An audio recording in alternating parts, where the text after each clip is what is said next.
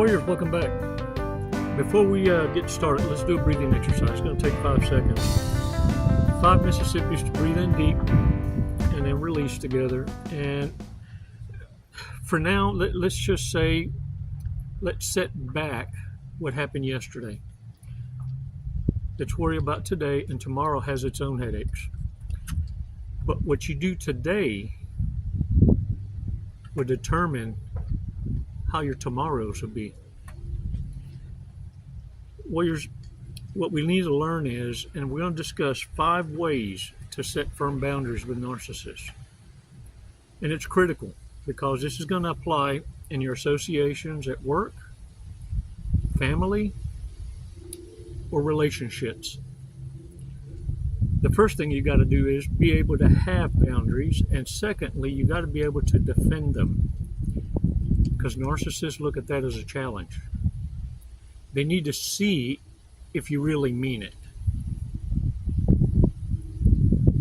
So your no's need to have power and authority. In other words, if you say it, you need to mean it. You see, narcissists are used to being threatened. And when they provoke you, they're used to getting their way. More and more narcissists, sociopaths, and psychopaths are finding out the hard way what no really means. You see it throughout society right now. Many of them are going nuts trying to punish everybody by self-harming, self-mutilating, and they think we give a damn. What I'm telling you is cheer them on, because they become easier to identify. Warriors, let's do this breathing exercise. Let's compose ourselves, because I don't need you to also be triggered while we're going over this. What I need you to do is be able to apply the knowledge and adopt a new lifestyle change. And once you start seeing how it works, get a few wins under your belt, it's a whole lot easier to develop this new lifestyle. I know it's hard at first because many of you are not confrontational, and that's what's making you an even bigger target. 5 seconds. Let's do this breathing exercise. Let's take a badass walk on the beach. 5 seconds. Did I say ass? I sure did. Okay, I'm trying to kick out these wordy nerds. And so that's the first part of the shoulda, coulda, wouldas, catching yourself. It's the first step. Hey, that's why when I do these videos, they're unedited. Live. So that you can also see what it looks like to be able to catch yourself and know that that's just the beginning part. Eventually, you're there. You see, what narcissists fail to do is have consistency. That's why they're easily identifiable. It's a telltale red flag. Got tons of dreams.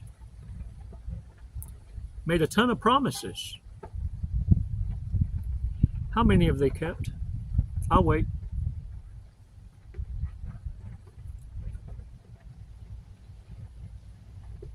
Let's go to a commercial break.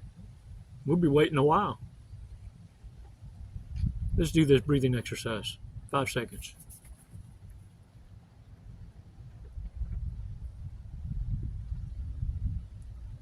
Release slowly.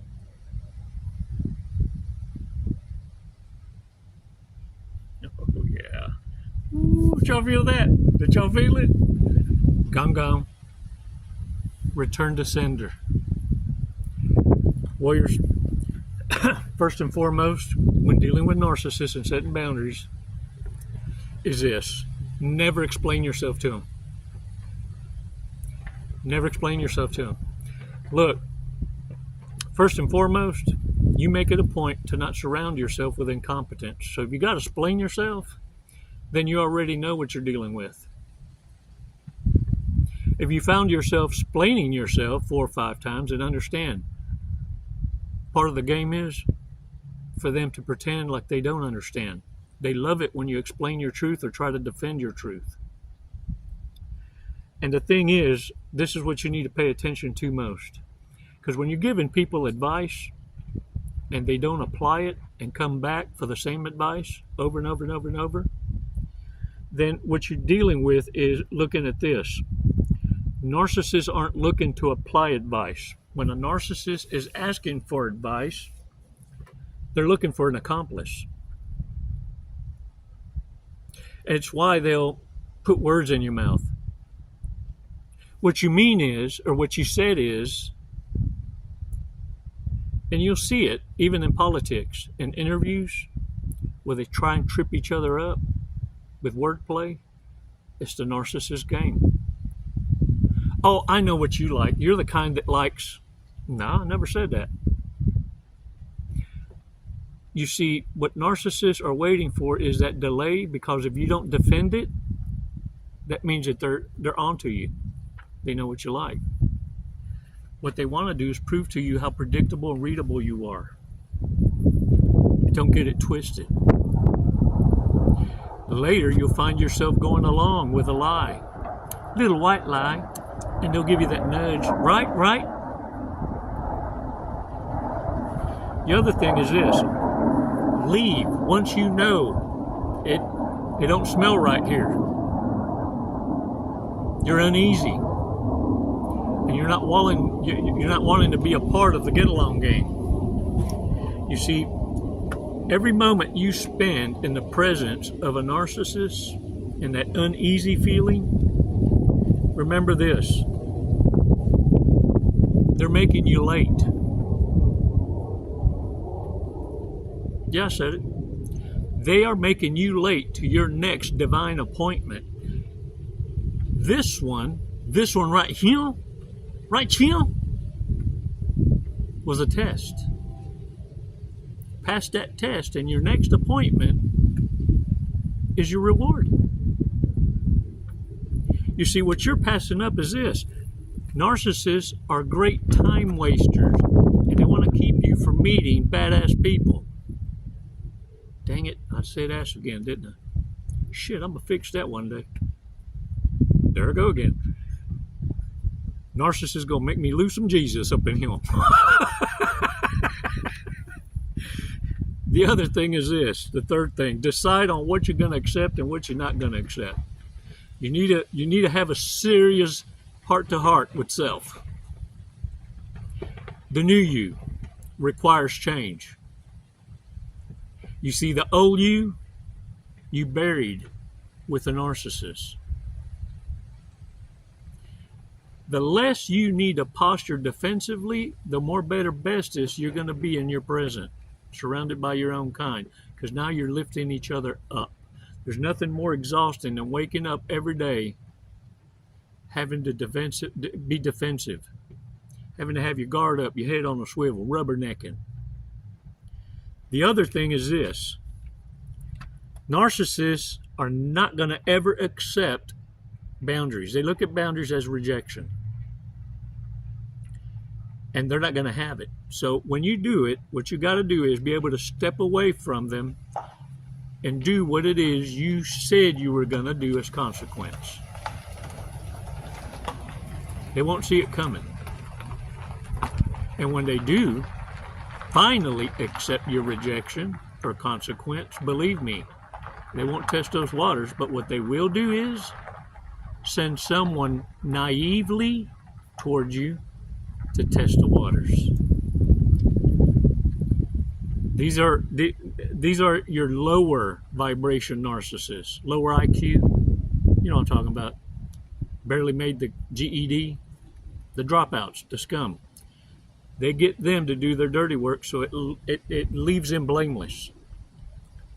Another thing is when you learn to step away from negative comments or intrusive type comments or questions, you're going to be able to blindside the narcissist, because this is the only way they can get anything to use against you is from you.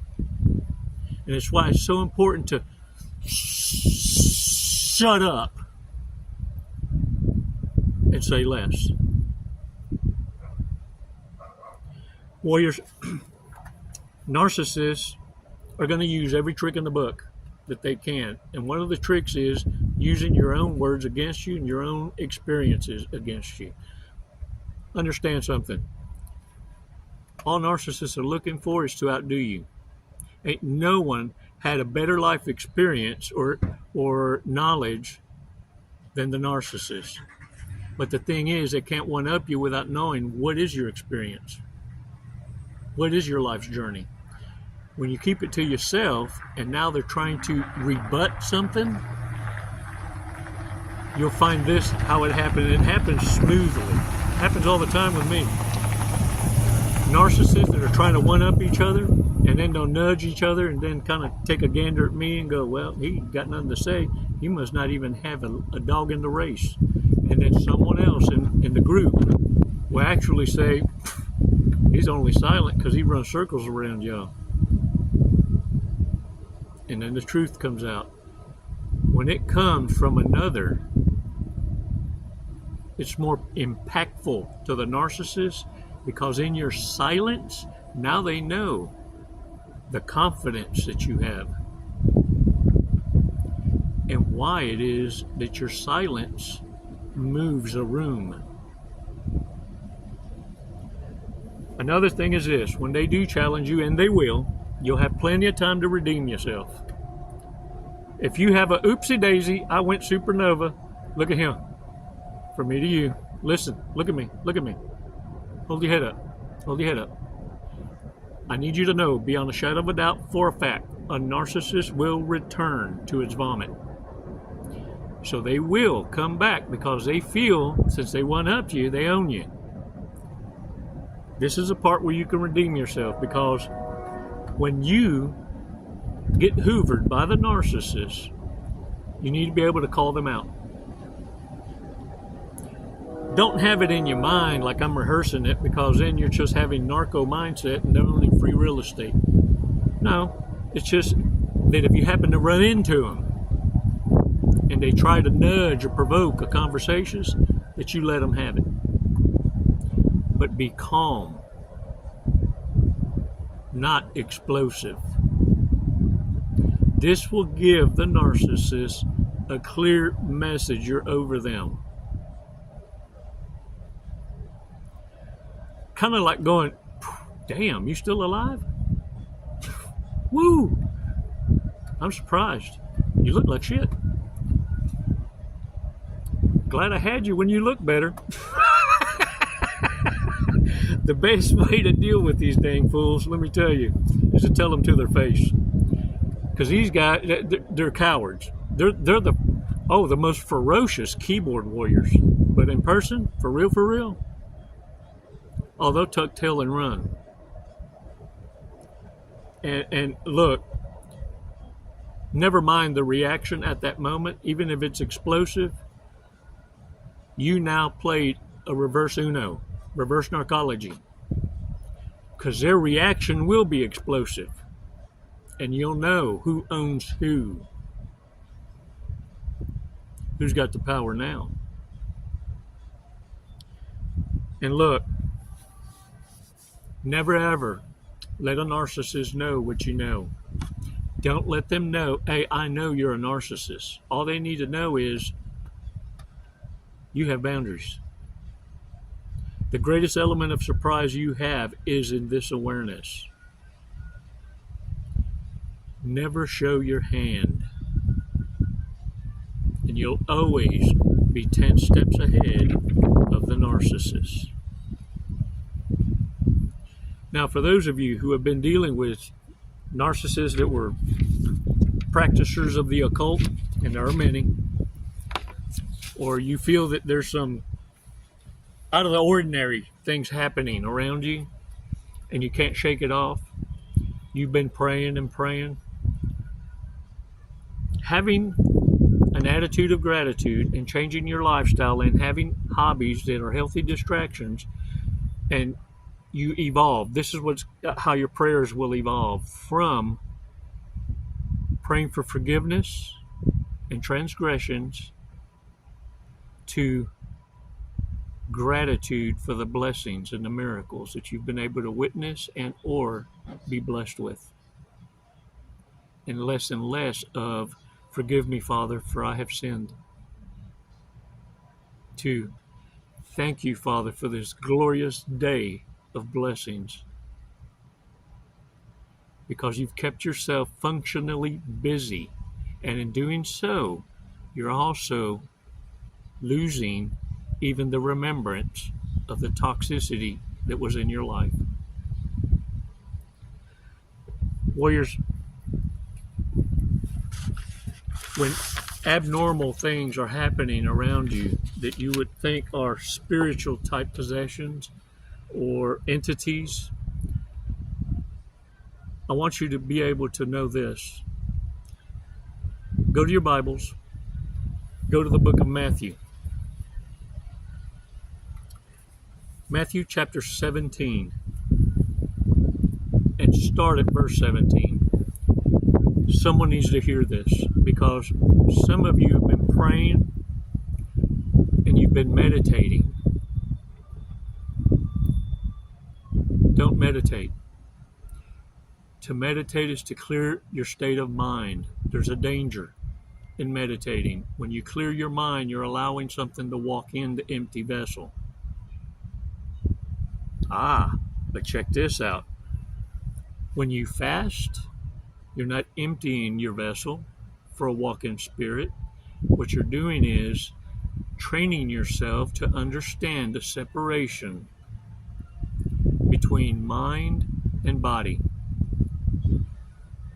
See, those conversations you have with yourself is mind and heart. The body is a tool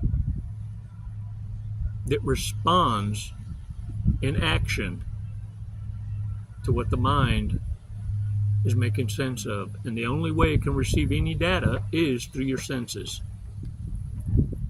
What you see, what you smell, what you taste, and what you hear. And your mind is a data bank. It knows no difference. What you're training yourself to understand is you need to tell it what it means. You need to control that space.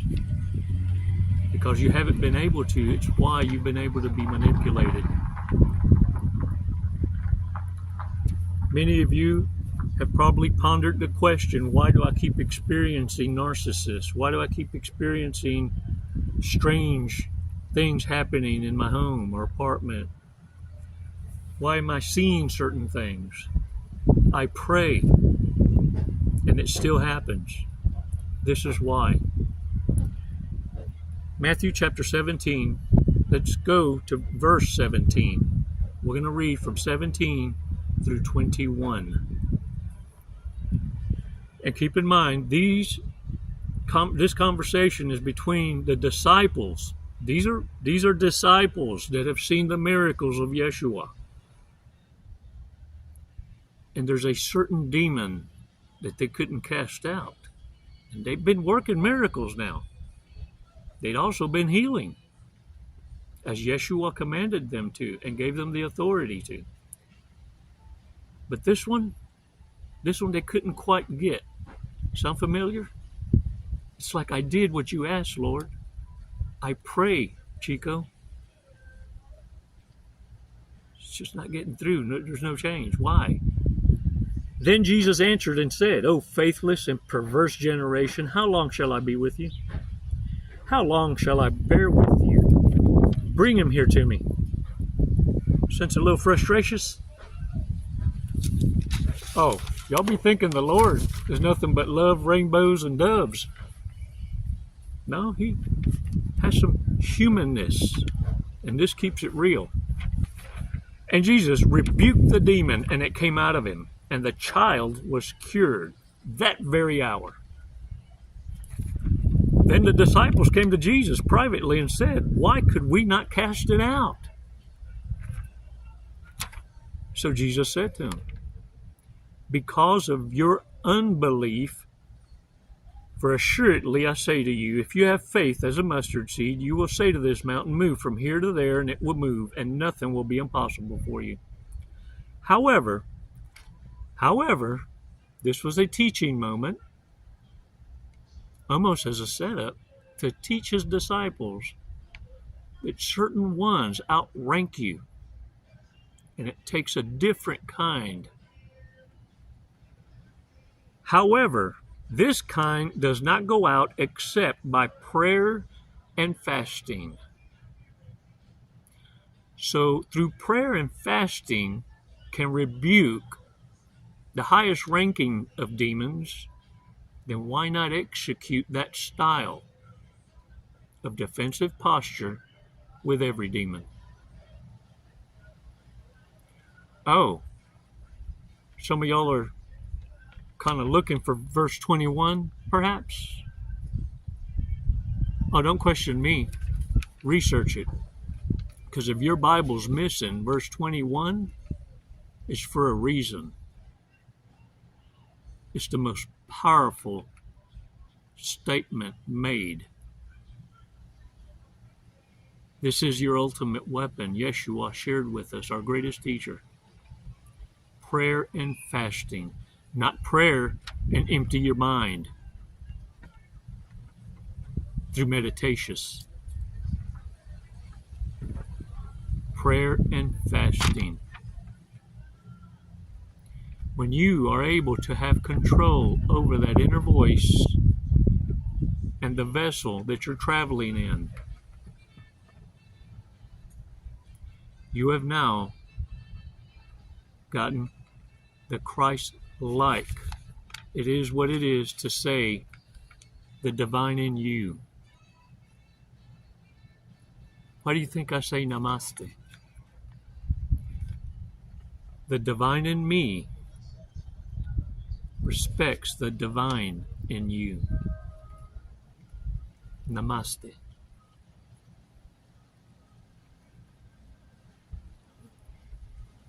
In the spirit of having Yeshua's heart is to say, the Spirit of God is in you and me.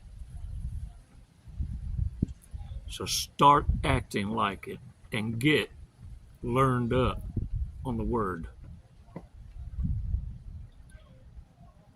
Matthew chapter 17, verse 21 has been omitted on purpose by world religions because they need you to believe that you need to go to another man to communicate with our Father.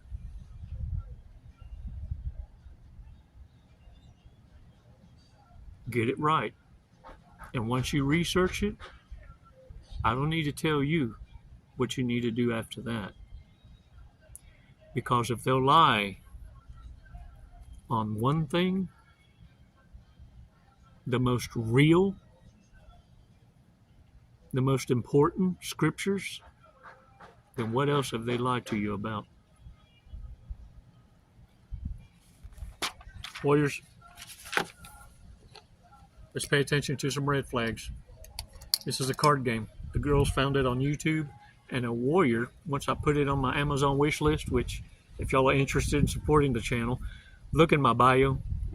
Down below, you'll see it says more, and you click down on it. I'm on LinkedIn and YouTube. That's it. But if you go down, you can also schedule a coaching call or support the channel. And if you're interested in the in booking or scheduling, just hit the scheduler down below. And I look forward to talking to you. It means the world to me. Bad people. Who has the best chance of cheating a lie detector test? Ruh-roh. Who will be the most difficult old person to be around? Most likely to be a gold digger. She a gold digger. In their lifetime, who will have the least positive impact on the human species? Wow. Who would be the worst person to work for? Most likely to shark themselves. Boy, this went shitty sideways quick, didn't it? Who was the last person to give a fake phone number? Ooh, I did. But you know why? Because look, y'all, I probably get 3 or 4 phones a year. The girls change my phone number and phone. And that way, I'm more harderistic to find or hack. They got my back, man. So I give the phone number that I remember, and it's usually one from probably the first phone of the year. So I don't know. Anyway, most likely to die from trying to take a selfie in a dangerous place. Anything for clicks and views. Ooh, man. The need for attention. Man. If we were all police officers, who would be the dirty cop? Boy, them coming out, aren't they? Let me tell you something. This has got to be the year of the great unmasking. Who would survive the shortest amount of time in the jungle? Shoot, I could thrive. Ooh, man. Most likely to get an obnoxious vanity license plate. And most likely to take life advice from a psychic. All right, y'all. Let's check up today's fortune cookie.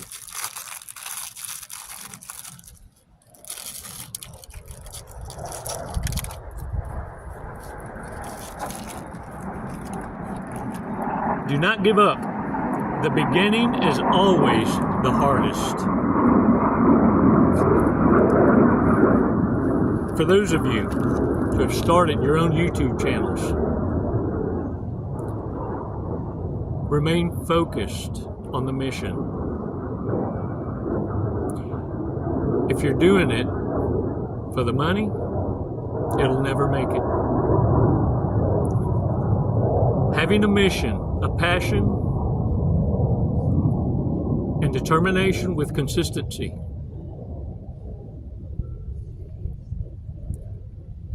Through prayer and fasting. Matthew chapter 17, verse 21. It will be blessed. Keep your eye on the prize. Your heavenly prize. Warriors, thank you so much. Be sure to subscribe to us. And for those of you who have found your place of peace and wish to share of your abundance and pass it forward, join the tribe.